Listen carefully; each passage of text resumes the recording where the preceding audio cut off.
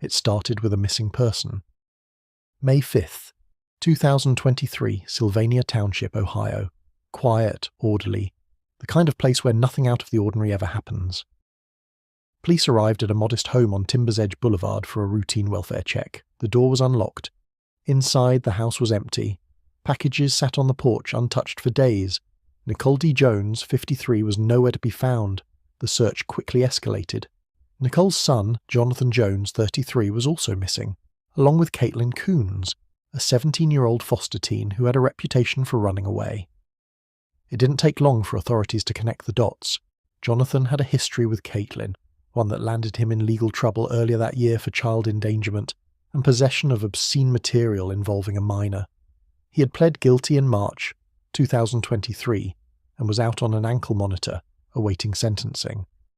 By all accounts, Nicole was a caring mother, once a phlebotomist at Toledo Hospital, now enjoying time with her son and family. Jonathan, a military veteran with PTSD, had struggled to keep a job and had grown increasingly reckless. Caitlin was troubled, a teen scarred by neglect, drug use, and memory issues from a past accident. And yet, she had fallen for Jonathan, a man 16 years her senior.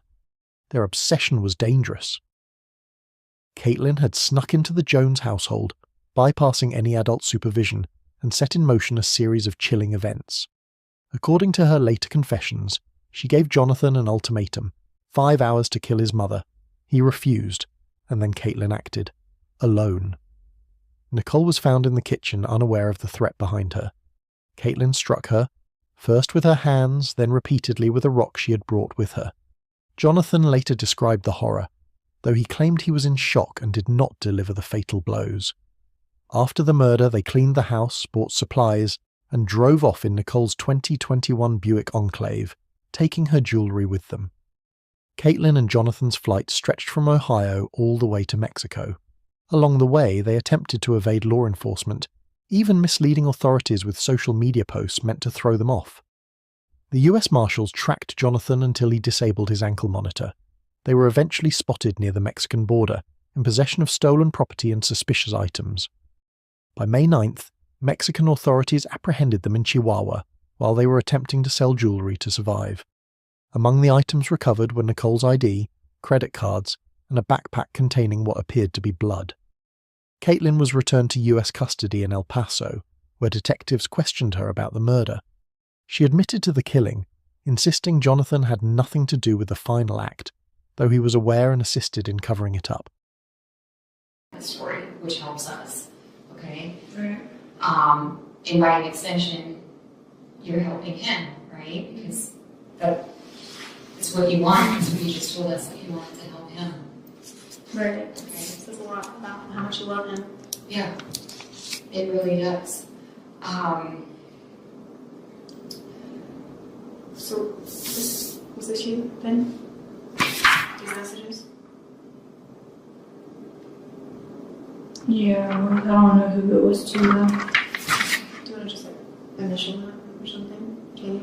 What? Since you wrote his name on here and blamed him for it, can you?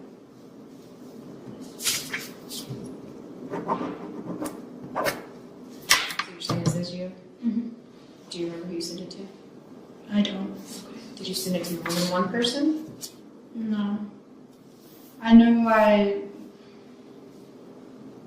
told like one other person that I killed somebody and stuff, and they were asking if I could kill another person for them, and that's how that went, and that they wanted to come to Mexico. The phone that you sold in Mexico, was that Nicole's phone? No. Her phone was left at the house. Her phone's left at the house. Mm-hmm. So it was one of your old phones that you sold, or was it someone else's? It was my old phone. Okay.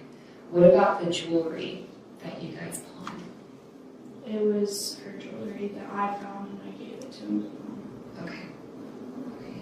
And That's the one that you guys pawned elsewhere, or is that the one you were trying to sell in Mexico? That's the one that we did in the pawn shop, and then that's what I also asked him if we could do that in Mexico, is to sell her jewelry, and he was like, do whatever you want. And I was like, okay, then I'm going to sell it. okay. Do you remember how much money you got for her jewelry? $700. $700. Okay. How about the gun? Do you remember?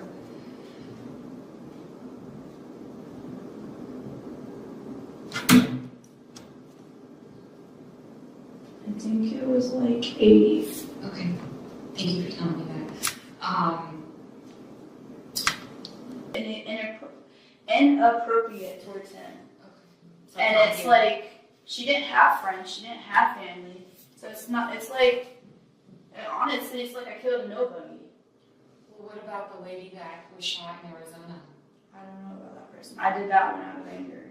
Okay. I just wanted to blow off steam and I didn't even think about that. Were you guys? But I honestly think that that one didn't have anybody either, to be honest. She was literally in a blanket on a bus stop on her phone with glasses. So was she sitting down? Okay.